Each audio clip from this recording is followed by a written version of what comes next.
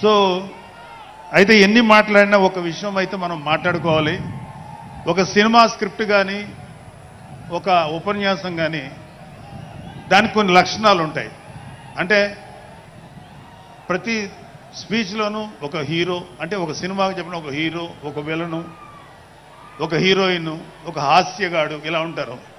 So మనం YCP హాస్యగాళ్ళ గురించి చెప్పుకోకుండా ఈ స్పీచ్ని ఎండ్ చేయలేం.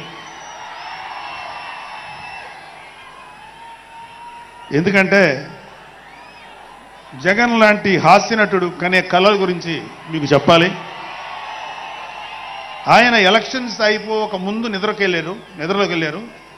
ఇప్పటికి నిద్ర లేవాలి. అప్పుడప్పుడు నిద్రలో లేచి కలవరిస్తుంటారు. మొన్న కూడా ఒక మాట చూశారు. కళ్ళు మూసి తెరిచేలోగా 9 నెలలు అయిపోయినాయి, ఇంకెంత, ఇంకాసారి కళ్ళు మూసి తెరిచేలోపుగా 5 ఏళ్ళు అయిపోతాయి, ఆ తర్వాత అధికారం మాదే అని ఆయన మాట్లాడుతుంటే అంతకన్నా ఏ హాస్యగాడు కూడా అంత అద్భుతంగా చేయలేడు. అంత అద్భుతంగా హాస్యం చూపిస్తున్నారు ఆయన. కానీ ఆయనకి నా సలహా ఏంటంటే, సార్ మీరు నిద్రలోనే ఉండండి, అప్పుడప్పుడు కలవరించండి, తప్పులేదు.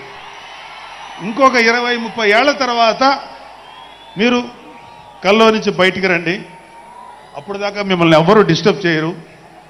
ఇది నాకు మనస్ఫూర్తిగా నేను మీకు ఇచ్చే సలహా.